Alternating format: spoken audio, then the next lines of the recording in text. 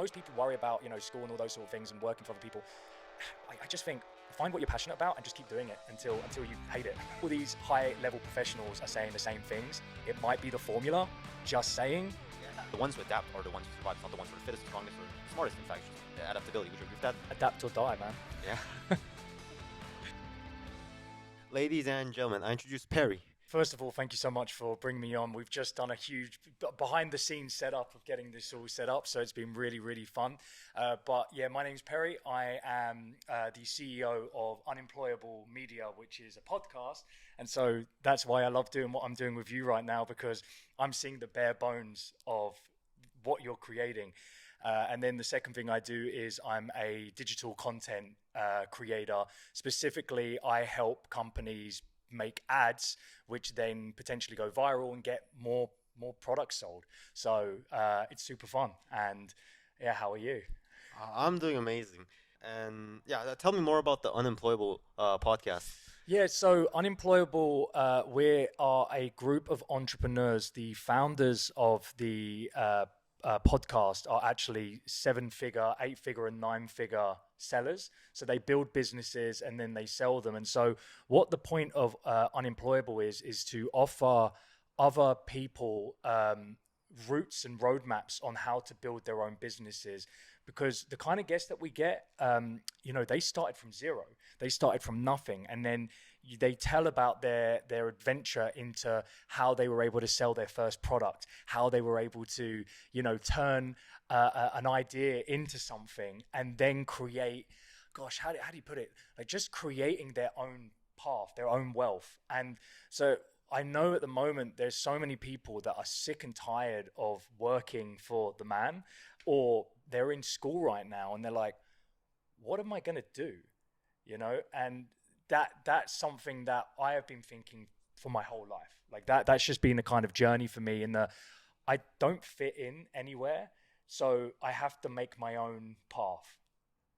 And that's where Unemployable came in, because the individuals that I work with in that, and they think the same way. And so, I understand that your community is in that kind of phase of, what do I want to do in my life at the moment? Take your time. It's okay. Make as many mistakes as you can, because every mistake you make is a lesson learned. How do you know if it's your passion? Like, how do you know when you kind of found what your thing is? Dude, I'm 32 years old, and it took me until like late 20s to figure that out. But I can give you a really, really good tip that helped me, and I was told this from mentors myself. Best recommendation is, if you've got an idea, even if it's not a passion or anything, just write it down. Get a list, write it down. You may never look at that list again, but they've done statistics on it. I don't know the exact number, but if you write down an idea or a passion or a thought, you are 4,000% more likely to do it. Wow. Don't quote me on that percentage, but it's in the mindset that, imagine all the ideas you've had, right? All the times you've thought, oh, I'd love to do that. But look what you're doing right now. You've got a podcast, right? Did you write that down, or did you just do it? Did you have an idea first? Did you think of a plan? Yeah, I first thought of a plan, yeah. And you wrote it down, what kind of things you need to do, like loosely? Or? Yeah, loosely. Yeah, and just by writing something down and just putting your ideas into material, you have much higher percentage chance of actually doing it. So that's, to go back to what you were saying about how do you find your passion or not, if you've got stuff that lights your fire, gives you energy, write those down and then see if you actually will go any further with them. Because recently I went to the Korea fashion, the Korean fashion, and I was like, oh, do you know what? I love photography. I'm going to go there and I want to do maybe a fashion project, and make a newsletter on it and put it online and send it out. And, and then I went there, I started doing the photos and I was like, it's not for me. I like the idea, but I'm not really too interested in it. And so you have to find things that give you that energy and then keep you wanting to do more. Like for this, you keep doing this, right? Even when it gets hard, you're like, I want to do this. Yeah. Whereas if you find that you're continuously having trouble with it, it's probably not for you. So it's if you love the process, because I think most people love the end result. Most people love to be like famous. Most people love to have $1 billion startup or tech company. But it's like not everyone likes the process of doing that, right? That's Would the you agree with funnest part, though, dude. Like the process is where you learn the skills that are going to make you the best version of yourself. And it's something that took a long time for me to swallow. I was expecting, I can tell a story. So back when I was a kid, there was a friend of mine, and I use the word friend loosely because obviously we don't know each other very well now. And one day he got spotted by Vogue, like models, and he became a Vogue model, and just like that, Wow. his life turned around. He had a TV show, he had everything. He was flying around the world, and I was going like, it must happen for me soon, then, right? Like I just gotta wait. Like I'll hang out, and those sort of things will happen for me. It didn't come. It never came. And so you have to take a step back and go, well, if that's not going to happen for me, maybe I need to do something. Maybe I need to start building something. Maybe I need to learn a skill. And it is hard. Like people don't want to do that. But I tell you what, if you can figure out what you enjoy and continuously do it, at some point, people will pay you to do that. And that is when you've found something. Like most people worry about, school and all those sort of things and working for other people. I just think find what you're passionate about and just keep doing it until you hate it. Well, maybe not that far, but just keep doing it. Then how would you go about saying, because whatever you do, there's always pain and struggle, and like I was trying to do sales and I was trying to build website. I like building website, which is at the start it was really painful because everyone rejected me. 2,000 cold emails, no one said that. Yo. How would you go about like with the pain and suffering that you have, like when do you know, even if it like kind of sucks? You know when growth happens, you feel that uncomfortableness in your body. That's something that you need to learn to be comfortable with. So something that when you start doing something new and then it gets stressful and you feel that like in your stomach and your body kind of tightens up. When that happens, I normally just go for a walk, take a moment, let it sink into your brain, come back, and then say to myself, like, do I want to continue doing it? 9 times out of 10, yeah, I do. And so whenever you have those like tough times, you build up the muscle memory to when it's uncomfortable, normally growth is just about to happen. Like pressure, diamonds are made from pressure, Diamonds are made from pressure, dude. Yeah. Wow. And then and gold is from space. Gold is from space? I don't know. I'm just saying. Yeah. So what would you say are like the key like lessons you learned from Unemployable Media, from interviewing people and from, the 4 hosts? Yeah, man. So we're still like to go back on that. So we're only 3 months in right now. We're the fastest growing entrepreneurial podcast in Australia. I haven't looked other places, but we've already got 2,000 subscribers. Congratulations. Man, it's been amazing. And we got monetized recently. For anyone who understands like marketing wise, the type of people that are coming on to like watch our audience are high performers, business professionals. So if people want to play ads on our content, they have to pay a lot. And so we're carving out a very specific niche. And one thing that I've learned, and I've learned because I've spent a lot of time with entrepreneurs. Have you ever heard of the Purple Cow? No. Okay, so it's a book by Seth Godin, I believe. I hope I get that right. The Purple Cow concept is, imagine you're driving down a road and you see a field full of brown cows, right? Pretty normal, kind of boring. Just look at them. Oh, that's nice. But then all of a sudden, you see a purple cow. And you're like, why is there a purple cow? What I need to go check that out. I need to go look at it. So you get out your car, you go over to it. And what the book and the concept is that you need to be the purple cow. Whenever you do anything in your business, or like, how can you be outstanding? How can you go 10% more than everyone else, right? And 10% more can be the difference between a good podcast or a good video and a great video. And people forget about that. It's like when I used to learn at the beginning when I started learning like languages on those applications, when you just use those kind of as an add-on for language learning, and you have those the leaderboards. All I would ever do is I would get to number one place, and then I would push myself 20 to 30% higher than what they had done, so that when they look at it, they give up. That they won't get the first place. It's not a great way to think, but I always just thought, like, if I go that little bit further, and it doesn't have to be much, most people are going to give up because they think it's impossible. And it really isn't. It's just maybe another 30 minutes. It's another hour of work, of focused work.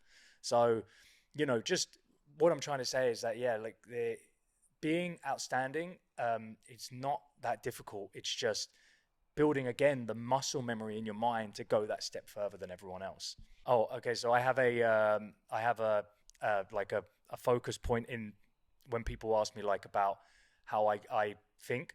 I have this thing called GSD, get shit done. And so if anyone's ever like, well, why are you not working? Oh, you're watching YouTube, blah, blah, blah. I'm like, just GSD, just get shit done. You can do all the fun stuff afterwards. So I think that was Jeff Bezos. He was talking about how he manages stress. Yeah. And he says stress is just when you basically don't get shit done.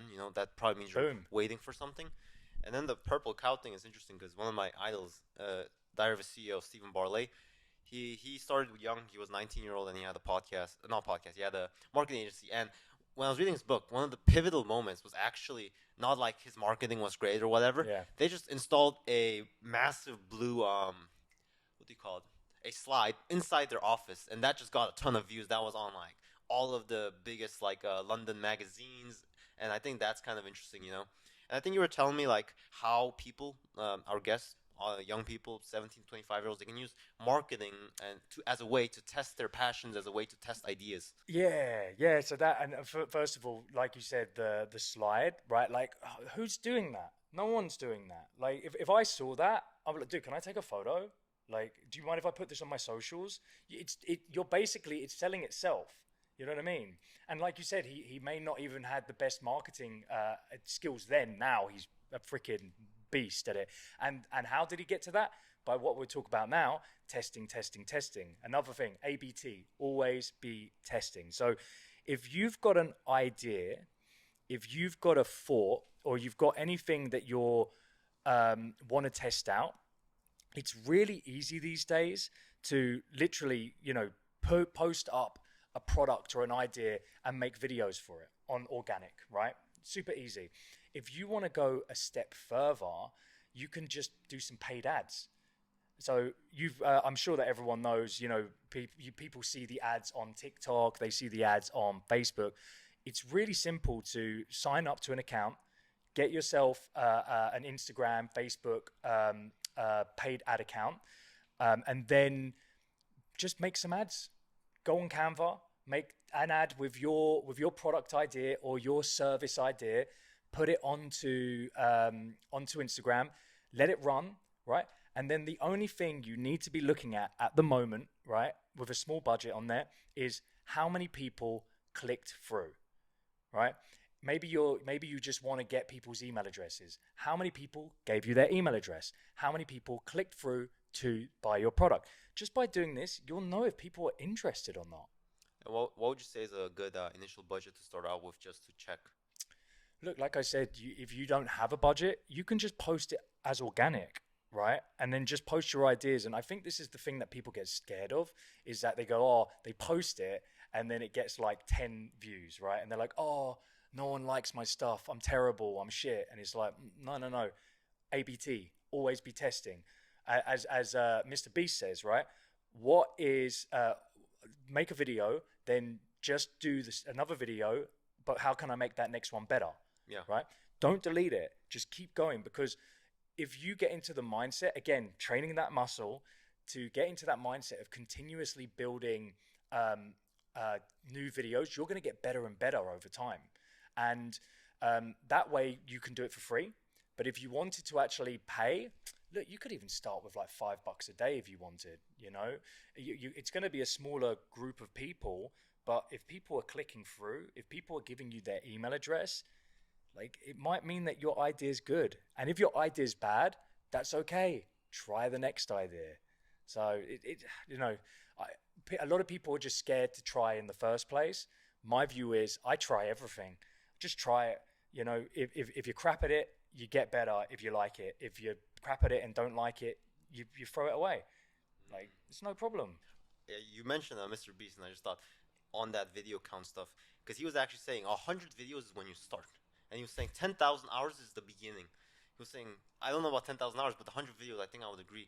And the fact is, like, even in this podcasting thing, I think if you make 10 episodes, you're 99 percentile, just because of the fact no one really does it. People it's kind of crazy, because I ranked 14th on entrepreneurship in South Korea, and I'm like, I only posted 9. Boom. The niche size is small, but it's kind of crazy. And also, you're talking about like trying different things. I think Elon was actually talking about that, and Elon was saying, if you don't do a lot of things, like if you don't know much about the world, because you're young and you haven't tried things, then how would you expect to find out one thing? You're kind of just basically just throwing a dot in blindness, and I think that's kind of interesting, Mate, look, if all these high level professionals are saying the same things, it might be the formula. Just saying. Yeah. If you're thinking how to do these things and these high performers are telling you what to do, just do it. And I know, again, look, I get it. It's hard to start, but one of the best things I learned as well is that if you just say, okay, I'm just going to spend 5 minutes, just 5 minutes doing it, right? Normally that 5 minutes turns into 10 minutes, turns into 20 minutes, turns into an hour, and then all of a sudden you're just doing it. And so that was something that was a really powerful catalyst for me, because at the time when I started getting really into kind of like focus and bettering myself, I was already like 25. So I'd had a long time of me doing silly stuff. And again, it's okay, but if you start earlier and get yourself into this rigid kind of focused mindset, man, like the stars are the limit, right? And the worst that will happen is you'll land on the moon. So moving on, I think artificial intelligence is a pretty big topic. Okay. How do you think it affects your current view? Because I feel even in school, quite frankly, no one knew about Nvidia, no one knew about Jensen Huang, but now everyone's quoting me on Jensen Huang and saying, oh, I'm going to change from my computer science major because they say AI is going to replace everything, And artist friends I have are saying, oh, I might quit this because AI is going to replace it. How do you think AI will affect these jobs, just generally, and how do you think people should prepare for it? Yeah, look, things are going to change. That's a fact. Do I know what's going to change? No. There's a website called there's an AI for that. If you checked it out, AI for just AI it's called tools? There's an AI for that, right? So it's called there.com, and so it's a website that shows you all of the jobs which are going to be affected by AI, and it shows you the AI that you can use instead of work. Now, that there are jobs which is going to happen. There was Devin. I don't know if you heard of Devin. Yeah. Devin is is basically a software engineer. It has 4 different screens open. One of them working on the problem. One of them with Google open to search on Stack Overflow, and people are worried about that. However, they did a review of the Stack Overflow problems it could solve, and it's only solving around 13.8% of them. Right now, is that going to increase over time? Yeah, it's going to get really good. However, I'd say that there's still many opportunities that need a human touch to them. And the more AI becomes prevalent in the world, the more people are going to be looking for that human feeling. We're humans. We like connecting. We like talking. We like having that connection. Like, how many times have you had a support call or message where you'd prefer it was a human than a machine, right? The worrying thing is that it's getting so good that you might not be able to tell at some point. There was I don't know if you know, Tesla did this testing where they were calling all of their new Tesla owners, and they were going, it's an automated voiceover, right? But it sounds like a human. And so it was like, hi, I'm Tom from Tesla. How are you? And then he'd be like, oh, you're right, mate. Yeah, no, I just bought the Tesla. Really good. Then there was a gap, and they go, that's awesome. No, really cool. Well, can you tell me, is there anything that we can help you with? And you're thinking to yourself, like, fuck, like, okay, if they can get rid of that little gap, like, because it might be just because there's a difference in the time, we're not going to know those sort of things. So it is scary, but if you learn about these things and you get ahead of it in the sense of knowing, okay, these are the types of AIs that are out there, what can I do to make sure that I'm ahead of that? Or you're the professional who knows that sort of stuff. We have a sponsorship called that works with Unemployable called Early Bird. Now, what Early Bird is they're a consultancy for AI. So what they do is they'll contact businesses, right, and say, hey, you're a business, we can show you where you can put AI into your business to leverage that business. And so they've already seen a market opportunity.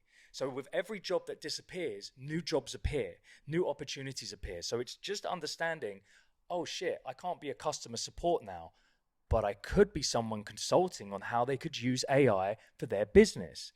And it's so hot at the moment, such a hot topic. People are hungry to have this. Everything's got AI in it. And when you see AI on it, what do you think? Oh, it must be good, right? It's ChatGPT's API that they're using, right? Not all of them, but a predominant amount of them, because you can ask the same questions and it gives out the same information. I've tested it on loads. But on an overall basis, yeah, just go on that website if you're worried about AI. There's an AI for that.com. And then look at the types of jobs it's taken away and what can you do as a 17-year-old, 19-year-old, whatever, to leverage those pieces of AI and maybe make a business. Like most of these services are free. You could make a business. You could just have a customer support line that helps people, a marketing company that help. Like there's so many opportunities right now. It's crazy. If you can get ahead of a particular area within AI, like what you're saying about helping law firms, right? He's figured out a way to use AI to basically make himself extremely valuable, right? Choose one of the pieces of AI, become very good at it, and you can sell that. There's people that you know, like Midjourney, you know, you're saying about the video that's getting amazing now, which is going to disrupt the whole TV and filming network at some point. Again, my view is that there's going to have to be some sort of, even though they'll put regulations on it, I doubt the wheels are already turning. So there's no way that they're going to be able to stop anything unless they pull the plug, and then we go back into the Stone Age. But I think that the way the world's going is just try and be ahead of it. Just if you get Midjourney and you get really good at doing prompts for certain images, you can sell those images. People do it all the time. Like, you know, every time you go on Fiverr or Upwork, have you ever used those before? Yes. So I use Upwork pretty frequently when I need people to help me with certain stuff. I don't have the time to be going on Midjourney and making images, right? I could hire someone who can get me those images to the particular way that I want them. And so you need to think in the sense of, oh, AI is going to take the world. But then you have people that are thriving right now who just don't have the time. And then if you're an expert with Midjourney, right? Oh, I can make you all the images you want with variations and this, and this, and it will cost you X amount. If they're busy and they just want it, fine, here you go, here's the money, done. Yeah, definitely. I think the other thing is interesting is I was just going over Anthropic, one of the biggest AI companies at the moment. I saw their hiring dashboard, and then it was basically 2 to 3 years of experience in machine learning or something equivalent. Because AI is just such a new topic that there's machine learning professors, yes, but outside of them, the people who actually know how to use it is zero. Because the OpenAI GPT-3, which is the one everyone uses, is like new. It's only been a year. No one could have spent like learning it 2 years ago. So I think that's also an interesting. It's like a new industry where everyone starts from zero. So the fact is, people my age can. I think I'm curious because you work in the marketing industry, and there was this kind of like social media marketing kind of wave of people. Like, I don't know if a lot of them are scams, but there's just a lot of entrepreneurs came out of them, and I know a lot of agencies that just grew out of social media. Yeah. And what do you think about that? What, you mean the gurus? Outside of the gurus, just like. Okay, because I hate the word guru. It's like anyone who says they're a guru, they're normally not good at what they do. Are you a guru? I'm not a guru, man. If anything, I'm a market discoverer. Like I like testing stuff. I'm learning. The best way I can put it is anything I teach you, I learned 2 steps before.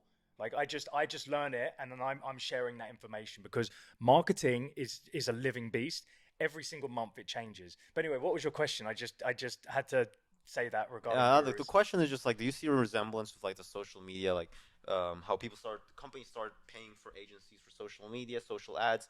There was an increase in that demand. And with AI going the same way, yeah, 100%. 100%. There's going to be AI agencies. They just say everything you need under one AI roof, you know? It's going to be one guy, right, with maybe 3 or 4 assistants who are maybe in the Philippines or somewhere else, right? And you think it's this gigantic agency, but they've just got all the processes down. There's going to be people who are going to do that. They're doing it right now. They're doing it right now.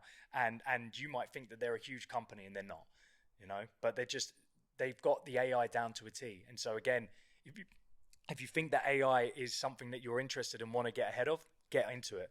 Like at the moment, I'm building processes out with for Unemployable to make our manufacture our production as smooth as possible, because we've got a team of like 6. We've got 2 editors, 2 videographers. We've got a content strategist and a social media manager, right? And then 4 hosts, and then me. So it's a big team. And at the moment, I'm building processes out, and I'm doing it all manually because I like to know what I'm doing first. But then once I've got those processes in place, I'm going to get AI. I'm going to put what don't I need to do anymore. But until I know how to do it, I would be terrified to put AI in there because I know something's going to go wrong. You know what I mean? So learn, and then find a way to put AI in front of it. Yeah. I think just last podcast was the AI lecturer at Samsung, and he was telling me, like practicing using these automation tools are helpful. And even with the technology of AI right now, where it's not like top level, where it can fully automate everything with full reliability, the fact that, you practice these skills right now and then like you do these things build you up so when the AI is developed enough, you can use it and you're ahead of everyone. Would you agree with that? Yeah, and then you're not scared of it. Like I think the thing is that people are scared of AI because they don't understand it. A lot of people worried that it's going to take their jobs because they don't understand what it actually does. But if you upskill in it, put it this way, right? Imagine if I was on my LinkedIn, right, and I put on AI expert and then I put all these tools under it, I would probably get tons of people coming to my profile, right, and going, I'll do that right now. Do you know what I mean? And go, oh, I heard that you're good at this. Can we hire you for X, Y, and Z? And I know people would. I'm not an expert in those areas, so I'm not going to do that. You know what I mean? But this is the beautiful thing about marketing is looking at trends, right? There's a really great comment in one of our podcasts, which is focused on AI, is saying the internet changed the world. AI is going to devour it, right? And I think that's an amazing point. But even though it's going to devour it per se, you can still get ahead of the curve. And I think, like you said, with her 9 posts, if you go on, type in just Google Trends, there's a website called Google Trends. Have you ever used it? Yes. Right. Again, anyone who's never used it, I recommend if you have an idea and want to see if people are interested in it, best way to look. Here's something that people worry about. They're like, oh, I have a unique idea. And then they go and see that someone's already done it. And they go, oh, then I shouldn't do that idea. No. Do that idea, because it means that people are interested in that. If you do an idea and no one is searching for it, no one has any interest in it, then you've got to make a market. That's harder than going on a market that's already there, you know? So, sorry, another tidbit there. But you were saying about the woman 9 things. It's so trendy at the moment that I could probably write a post by AI, on AI, do SEO on it, get it really highly key focused on what people are searching. And I bet you I could get a really, really high good response. But again, it's not my area, so why would I? But it's a good test. Maybe we'll do it. Maybe we'll look into that. Yeah, I was thinking of building on top of AI or trying to focus, but yeah, artificial intelligence. Yeah, another question I'd like to ask is, your podcast, you interview 8-figure, 9-figure, and then the hosts are 7, 8, 9 figures. Yeah. What would you say are the difference between like 6-figure entrepreneurs to 9-figure and beyond? Because a lot of my friends, they have big aspirations, and I think a lot of people who watch here kind of have a part of their ambition is to become billionaires or 100 million. And I would rightfully so. There's a guy called Grant Cardone. Do you know Grant Cardone? Yeah, he says 10x it. So whatever your idea, make it 10x. So if you want to make 100,000 a year, 10x it. Because again, reach for the stars and you might land on the moon, right? And I really believe that. And so one of the ways that they're able to get to where they get to is from continuously understanding their vision. There's a guy called Adam Hudson, who's one of the hosts. He says something which is really important: is have a vision, put the standards in place, then recruit the right people. Vision, standards, recruitment. So in that sense of, what do I actually want? What's my why? Why do I want to do this? Right? Great. Now I need to put the standards in place so that how do I make it purple cow, get it to that really high quality level, and then how do I find people that are like me or have the same values as me, that when I show them those standards, they keep them there or put them even further up. Yeah, I think if you go to YC, which is one of the biggest like startup accelerators in the world, they have a startup school, which like almost every startup entrepreneur has seen. Basically, starting a few episodes are basically fascinatingly just about the team, the co-founder, Mindset. and then setting KPIs, setting goals, and making sure you reach them, because those two things seem to be one of the most biggest issues, and also the things that matter most. Here's another thing on it, right? If you've ever done any courses online, right, it always starts in the first chapter of what's your goal and why are you doing this? Mindset, right? It's always focused on mindset most of the time. And the reason why is, again, formula there. There's a reason why people do that, because they know that if you have a strong enough goal, right, have a strong enough why, you will get to where you need to get to. You might not get there on a straight line. Everyone thinks success goes like this. Success goes like this, it goes backwards, and then all of a sudden compound because of all the skills that you've learned over X amount of time. The only difference is now that, you're 17, you've got all these AI tools that you can leverage. So you don't need to learn all the stuff that I needed to learn initially. Would I say you need to stop learning? No, keep learning. Like, even though I wasn't very good in school, I dropped out of university. Look, man, I'm a freaking CEO. I've got my own businesses going in the background. I get to connect with amazing people. Your pathway, don't ever put yourself on the same framework as someone else. Your pathway is different from everyone else. Like my friend, he became a success overnight. Do you know what he's doing now? No. Me neither. Oh. Yeah, like I don't care, because I don't worry about what he's doing. I worry about me. 90% of the time we focus on ourselves, and that's okay. And then using the other 10% to build good relationships with people and find people around you that, like you do, have a mastermind, a community that you're always trying to raise each other's levels up, right? You are the average of the 5 people that you spend most time with. So if all the 5 people around you are lazy, sorry to say, you might be lazy. Yeah, definitely. I can see that. And because growing up, I had some times when I didn't have like friends, who were into entrepreneurship, or like when I had the confidence to meet adults like you and like hang around with people, entrepreneurs. What would you say to people who can't seem to find that in their schools, can't seem to find that, and they're pretty young?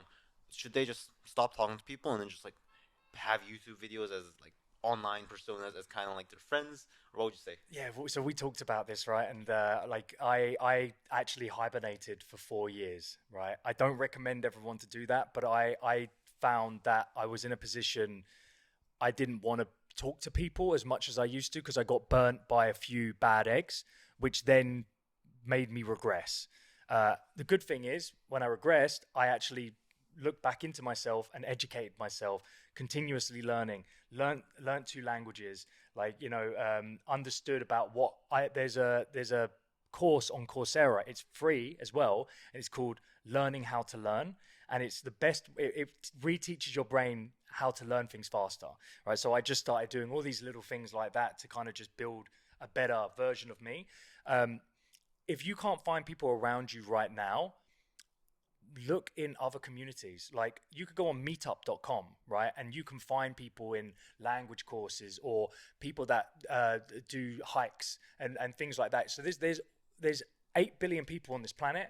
If you can't find any people, it's because you're not looking hard enough, right? But if you're in school and the people around you, you can't stop being around because that's just who they are. You just have to maybe sacrifice some of the time that you're spending with them. When you move away from everyone or the friends you think you have, you realize how lonely it is, but you start enjoying your own time and your own mindset, and that's where you actually find yourself. And I use quotations on that because it's so cliche to say, but you did the same thing, right? You took some time off to just be alone as well, right? Yeah, yeah, And yeah. how was it? I mean, it was I think it was sixth grade to like ninth grade. I was kind of, I had some friends, but a lot of them moved out, and yeah, it was just kind of, I read a lot of books during that time, and I did a Books. lot of meditations, and I had more mental willpower than right now. Like right now, I feel like mentally I'm like all over the place, That's which career for you, though. yeah, but that time was much more, everything seemed like I just go to the gym, I come home, read books, I just think about my life, I read, and that kind of set in stone, like, like I'm able to talk to people on different things, and self-improvement is something I love talking about, and I can actually say stuff like, oh, Atomic Habits said this scientific study. Good book. And that's how I actually got into podcasting, because so many of the people I look up to are podcasting or was in a podcast, and that's how I got a lot of my information from. Yeah. You said a couple things there. One of them being keeping fit, working out. It's like if you're not keeping your body in check, you are already losing. Reading, look, we're in a hyper active world at the moment where people are like this with their phones. If you can learn to put your phone down and turn it off, this is a very good skill. If you can literally turn your phone off for a couple hours, right? What you'll do is you'll grab it and you'll go to check it, and it'll be off, and you'll be like, oh, okay, right? And just pick up a book or something and just read one page. I bet you might read the second page. Yeah, and then on that reading the book stuff, I was kind of fascinated. This is what kind of made me read more books. Is the fact one of my podcast guests, I was asking like, what book should I read? And he just said, read what you feel like. Because the thing is, if I force you to read a book, like it probably means you don't want it. Like if you need it, you will read it. And then just making sure, because a lot of us kind of try to finish the book, and it's like if you have to like force yourself to finish the book, you kind of probably means it's not that good. Look, there's a balance there. Like sometimes if you need to learn a particular skill, right, and you want to, then read the book. Sometimes just take breaks. But I'm a big believer in what I do is I'll read a book like Atomic Habits or the psychology of the mind, stuff like that, because it's interesting to me. But then I always put in between that, like a Stephen King story, or like something which is actually a bit more creative and exciting, because what I find is if you go down the focus route all the time, you're not using the other part of your brain, which is that then segues into something that's really important, is find a creative outlet. Find something that you enjoy doing just for the shits and giggles of it. Like I love making music. I love it because I can go on the computer, I open up Ableton and I just start playing around, and then like 3 or 4 hours have gone by and I'm like, oh, I should probably go to bed. You know what I mean? And it's just trying to find some sort of outlets that can let you have that creativity. Reading books for some people, drawing for other people. Have something that gives you that excitement. Some people it's coding, right? But coding is creative, because you have to figure out how to do these things. People think it's all technical. No, it's creative as fuck. Like it's creative. Yeah, So I think school kind of messes you up on that. I really hate the fact because coding is just characterized as, if you see social networks, someone like Mark Zuckerberg, like kind of like, but it's like, no, you don't just like algorithms. You don't need that. It's just JavaScript. You can build web apps and you can make like really interesting things. And now with AI, I think it's like it's much easier for anyone to code. dude, like this is the thing. There are so many people that have no time to learn that or have no interest to learn that. And that's what people don't understand. Most people don't want to learn it. They're scared, right? And if you just go and learn it and you become an expert at using prompts with the AI to make websites, right? You can sell those websites rapidly. You could be like, oh yeah, look, I've just made you 4 different types of variations of website. Which one do you prefer? Who can do that? I wouldn't be able to do that in like a week, but with AI, you probably could. You can make concepts very quickly of an idea. You're like using Midjourney. Imagine you're like, oh, I want to make a new sneaker. I want to make like something which is like Nike, but it's thing. And then you go onto Midjourney. You can make that immediately. Now you have a concept art. Do you know how much it used to be to get concept art made? Don't know. It was the most expensive part of a process to Wow. build out the concept. So, a lot of people lost their jobs there, but then they've pivoted. They found their other jobs now. More jobs are being made at the moment than lost. Yeah, and I think on just reading about human evolution, it's just the ones who adapt are the ones who survive. It's not the ones who are the fittest, the strongest, or the smartest. In fact, it's just adaptability. Would you agree with that? Adapt or die, man. Yeah. It's one of my yeah. Look, I'm a big. I'd say one of my superpowers is adaptability. Just under two areas. One is people. The other is adaptability, and being able to adapt to people is where if you can find the sweet spot on that, everyone's your friend, and then but you don't want everyone to be your friend because I'm willing to talk to you, right? I'm willing to talk to people that want to raise themselves up and want to be better people. I haven't got time for people that complain all the time and moan and tell me, oh, my life's shit and, other people have caused me problems. Sometimes other people do cause people problems, right? However, a lot of the time, people blame other people because they don't feel like they have control in their own life. And personally, you get your shit together, man. Like, you've got everything. Like, we're in the best times in the world at the moment.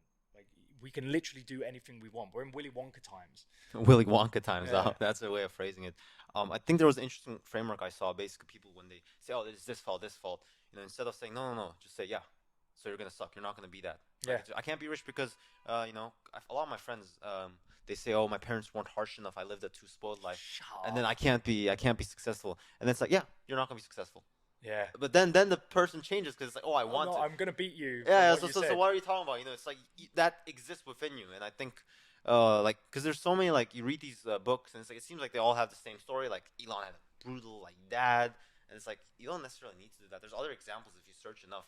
Yeah. Like I was thinking about podcasting, and I found the person, the idol of the way I wanted it was Harry Steffens. He has 20 VC fund. Yeah. And it's like he's 18-year-old podcaster, interviewing investors. Now he has $150 million fund. I'm like, oh. That's a pretty good game plan. And the main thing there, and you said it earlier as well, is the consistency, of just doing it, having a good schedule in place. Like for our podcast, we do one a week, but from one a week, we always post on Tuesdays, 4 a.m. When that goes out, we then have a minimum of 3 shorts that go out, which are actually focused on getting people to click through and are actually interesting. We don't just go 20, it's an hour and a half podcast. Let's just try and get 20 reels out. No fucking way. I would rather 3 to 5 high quality ones versus 20 just let's go and see what happens. And then we do 3 to 4 medium clips, so 5 minutes long. And same thing, we put a hook at the beginning. How do we get people's attention? And then bring them in to watch the rest of the thing. And people can't be bothered to do that. And do you know why? If they can't be bothered to do that, good, because it makes it easier for me. So yeah, it's like the things you don't want to do are the differentiators between the person who makes it and the person who doesn't make it. Because you mentioned Mr. Beast saying when he was building his YouTube channel at the start, he tried to avoid all the times when he had to be with his family or Christmas or he was saying if someone else spends that time working, I might lose. I'm not sure if you should go that extreme, but I think that kind of shows. Yeah, there's a reason why he's the biggest YouTube on YouTube, right? And one of the biggest stars in the world. And the fact is because he did the audacious and he sacrificed so much.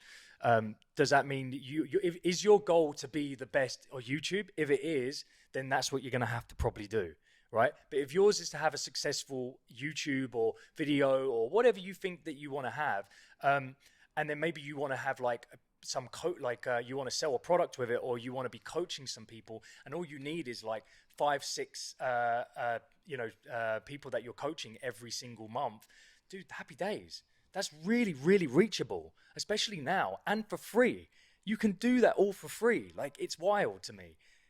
I remember, I'm showing my age a bit, when I was coming up, we had a computer room at school, and it was brand new, and they didn't even have internet on them at the time, and so the only information we had really was from books to a certain extent, and then the internet came in, and the amount that it's exponentially grown, I can understand why people at 17 feel I've got no chance, right?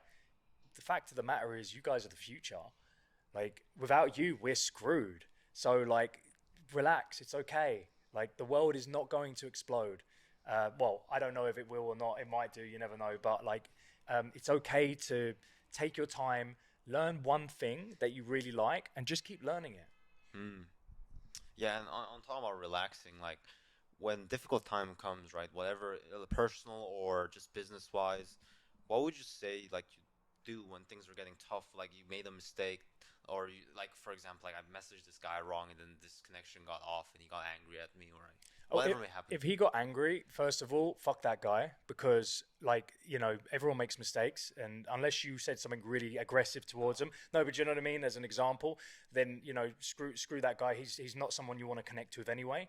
My view is we're all humans, and if someone treats me badly because he's in a higher position than me, he's not someone I want to be spending time with anyway, right?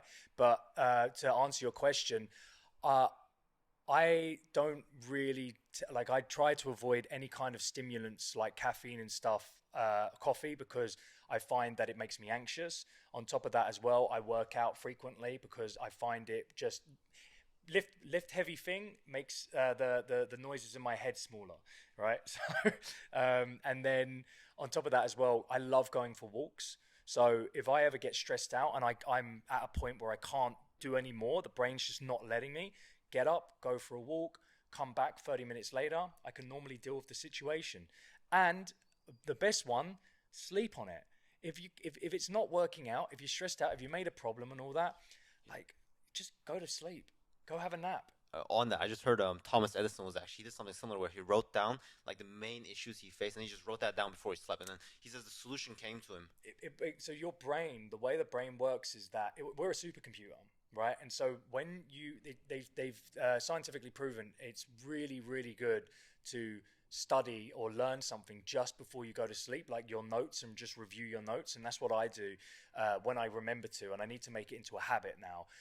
But what I do is take the things that you really want to learn, read them before you go to bed, fall asleep. Your brain is now putting that into the subconscious, where it's starting to process and put the pieces together. Now your brain is making a map of it. You wake up, you look at it, and you go, oh, I get it now. Sometimes it's not that quick, but the fact is, if you do that, your brain will then start processing it. Your brain's there to help you, not be against you. Yeah, definitely.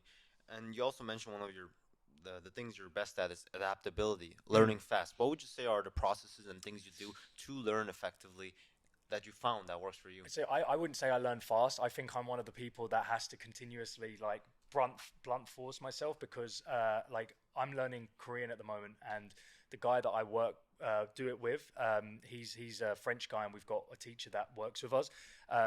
His brain is his short-term memory is incredible.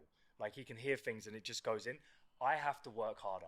I actually have to do more homework. I have to do that extra reading. I have to do those things. So having a bit of competition with someone makes you want to be better. Find people that are better than you, and then feel competitive with them. Competition makes us want to be better. So like you said, oh yeah, you can't do it. And then they want to do it because they want to beat you. They want to prove you wrong. So find ways to basically rile yourself up is a good recommendation on that. Yeah, there or thereabouts. And then are there other things like way you take notes for, like you tend to prefer YouTube or books or whatever? I say YouTube for me is a black hole, and I have to be careful with it. So I don't use it anymore, except for what I do work-wise. It's the same as social media. Like, I don't use social media too much, except for, and the funny thing is, I am actually going to be using it very soon, but I have a focused plan with it.